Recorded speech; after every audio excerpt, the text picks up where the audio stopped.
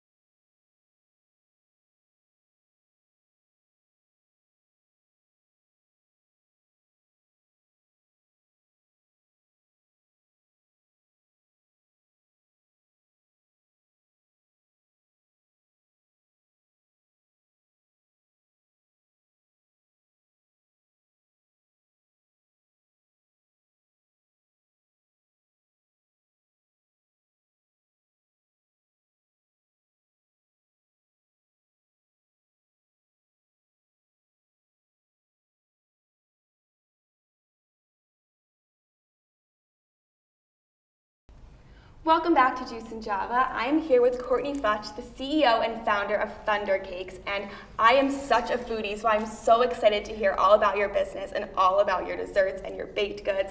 So first, can you just explain to us a little bit what Thunder Cakes is? Absolutely. So Thunder Cakes is currently, the pitch that I always give, is a remote location bakery here on the Syracuse University campus, and we specialize in customized cakes, made-to-order baked goods, as well as private and corporate event catering. Essentially, what we do is is we brought a little bit of my Southern nature to the North. That's what I always say. Our motto is with love and butter, and we are very big on the fact that, you know, you should feel free to indulge and you know, give yourself some decadence. So our menu is full of a range of items: brownies, cheesecakes, cupcakes, cookies, whole cakes. All of them are packed with a lot of love, a lot of flavor. They're all very beautiful. And we started in 2012 when I was a freshman here at SU, living down in BBB. And since then, we've actually transformed into something that I never imagined that we would be. And I really do see a lot of great things in our future. So we're still in the midst of evolving, but yeah, our goal is essentially to take over the world with love and butter. So as a freshman on campus living in BBB, how did you start this company and how did you get this rolling? Funny story. So I purchased all of these baking supplies. You know, I've always loved to bake. I grew up baking. I taught myself how to bake when I was about 8 years old. And I missed it when I got up here. So I went online, I think Amazon.com, and I started purchasing all of the baby cakes, cupcake makers, and the brownie makers, and all of that stuff. But before I was doing that, I was microwaving cakes. Wow. Yeah, like in mugs and things of that nature. And that's how I got known for baking. But it was really just on a social level. I just liked having people in my room and we would hang out. And I was in an acoustic duet called Thunder Wolf. So, you know, like all the time we were singing and having people over and jam sessions at like 2 in the morning. And yeah, so when I decided that I wanted to start baking for profit, it was actually like March 25th. 2012, and I had no money in my bank account. Well, I did, but it was $6.14, and I've always been a very proud person. I was working 2 jobs at the time, and I just refused to call my parents and ask them for any money. And I said, well, what can I do to make some quick cash that's not illegal? And baking was the first thing to come to mind. That's awesome. So what are some of your favorite recipes that you've come up with, or some of your favorite treats that you've created?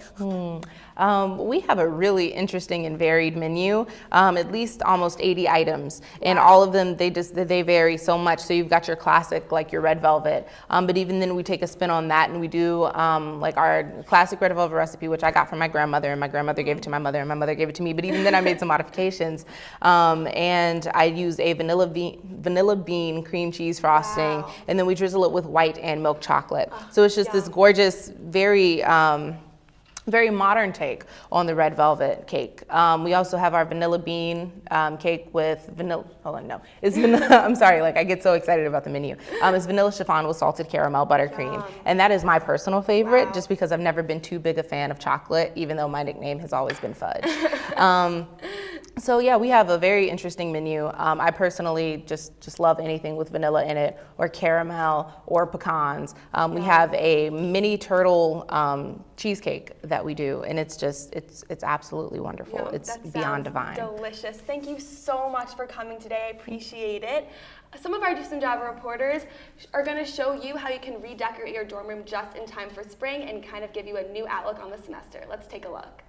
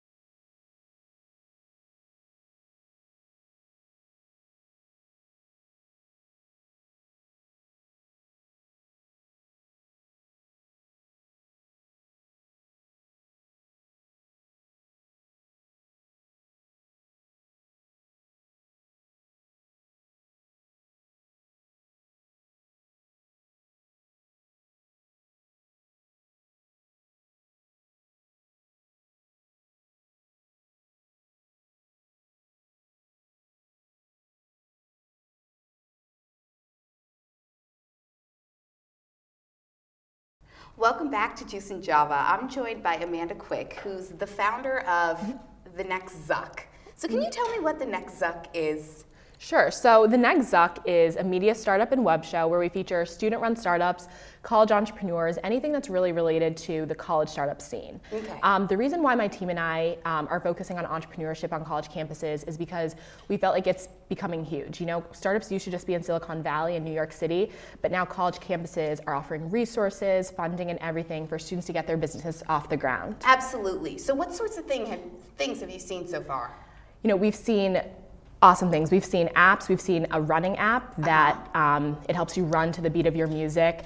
We've seen different businesses, baking. I don't know. We've seen a lot of things that range from apps to technology. Yeah, technology. But not all technology. Not all technology.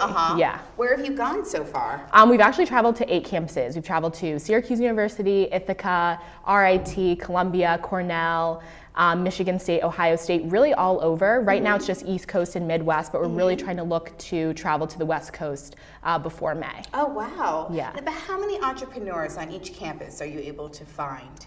You know, it's really hard actually when we reach out to these campuses. Yeah. There are about 100 to 150 entrepreneurs, and it's always so hard to narrow down what we're looking for. So we're looking for people that it's not just an idea, but they've already started developing a prototype or have some sort of funding. And then from that list of 50 to 100 that we usually receive, we usually pick about 7 or 8 to interview, and hopefully we can find something good once we do that. Yeah. Are they generally involved in like competitions as well in their schools? Yeah, they're usually very involved in their competitions. They've earned about 100,000 maybe funding, 50,000, or won some sort of pitch competition. Oh, wow. Yeah. And are they all undergraduates, or are you kind of open? It's a mix. Some are graduate students, some are undergraduates. We like to talk to people that are just out of college too. A lot of college students really like to get advice from people that are sort of already established in the field. Right. So we have a segment, it's called Making It Big, where we talk to people that are already in Boston or New York or San Francisco. Oh, wow. So that young entrepreneurs can get advice from those people that are already in the field. Yeah, and have those people gone to the schools that these entrepreneurs have gone to, or not even? Yes, a lot of them have.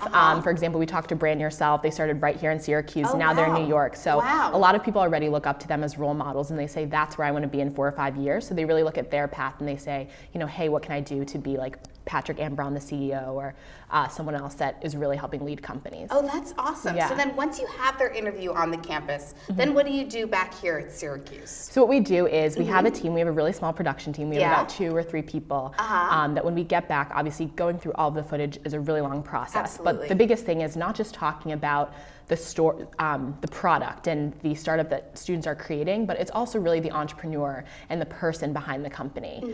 So the big thing is, as we're going through footage, we really want to look at having the person's personality come through. So we usually do 2 to 3 minute segments on these people. We put them on our website and then we share them through social media, and hoping that the schools we feature, they share them too. Yeah, and then is there some sort of competition at the end that you're going to be holding to kind of find that next Zuck and take it to another level? Say, this is the entrepreneur with the most potential that we've found?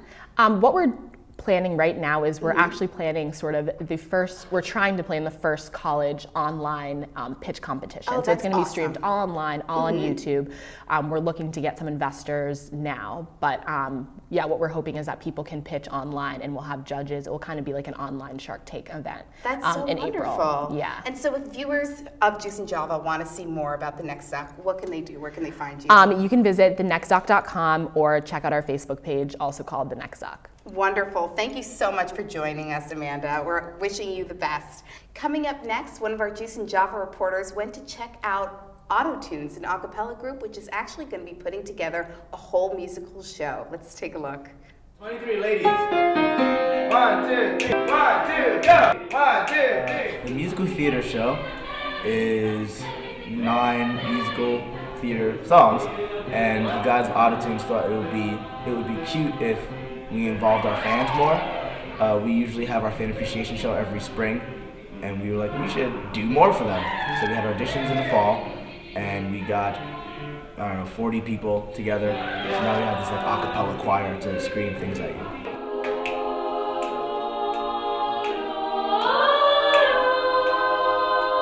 We rehearse 2 times a week, Sunday from 6 to 8, and Wednesday from 9 to 11.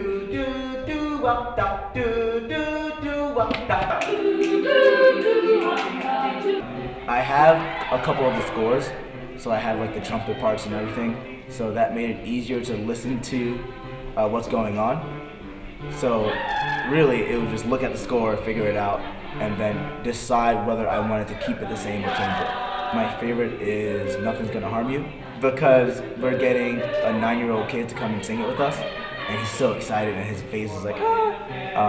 He can like barely sing all the low notes, so it's really adorable.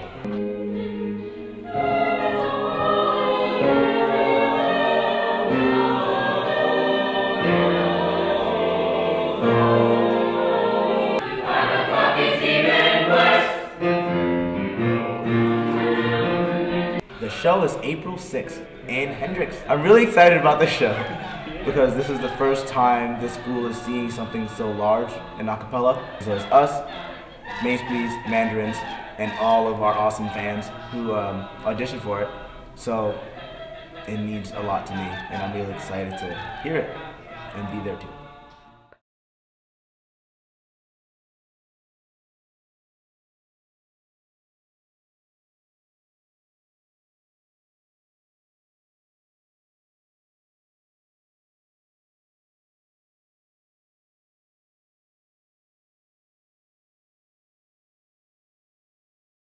Welcome back to Juice and Java. Today we are here with El Java, and he is going to teach us some kickboxing today, which I'm so excited about. Thank you so much for coming on. No problem. Welcome. I'm so excited as well. But before we get started, can you give us a couple of tips on how to stay healthy? You know, springtime is here. Everybody wants to be fit, wants to be healthy. So what are some tips you have? Well, I guess it's important to make sure that we're always staying active. Our regular daily activities definitely help us to burn calories and those types of things. So being active is very important.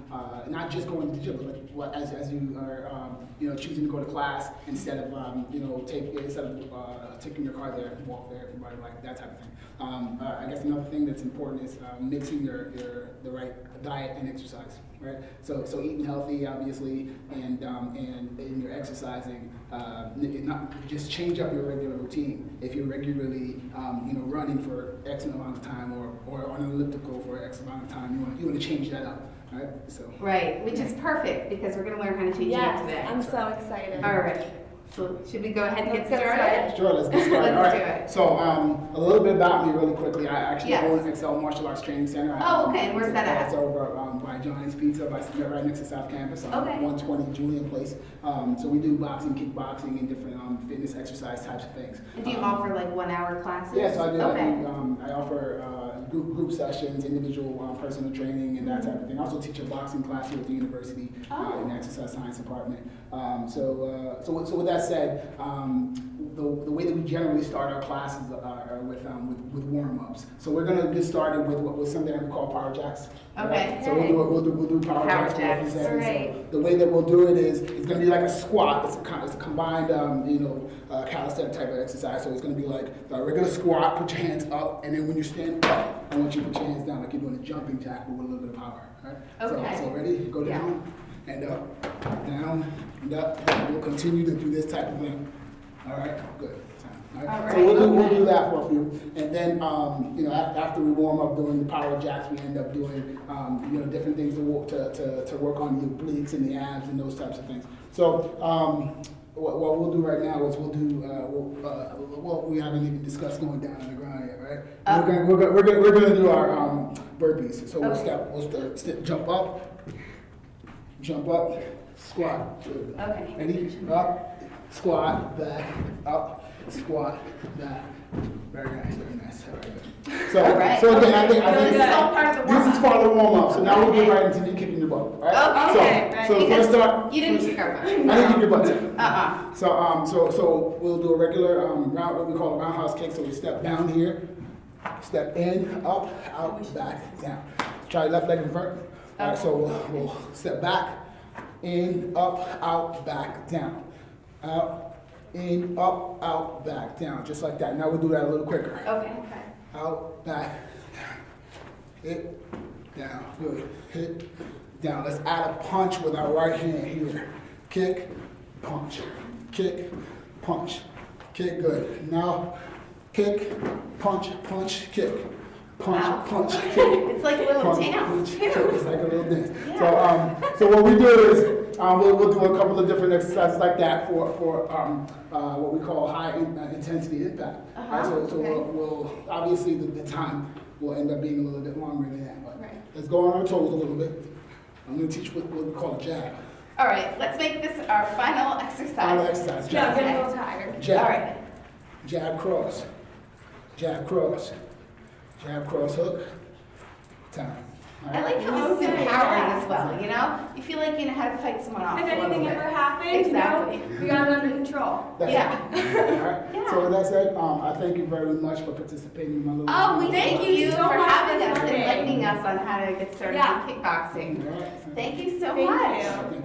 Coming up next, some of our Juice and Java reporters went out and tested the mental abilities of some people on campus. Take a look at this trivia.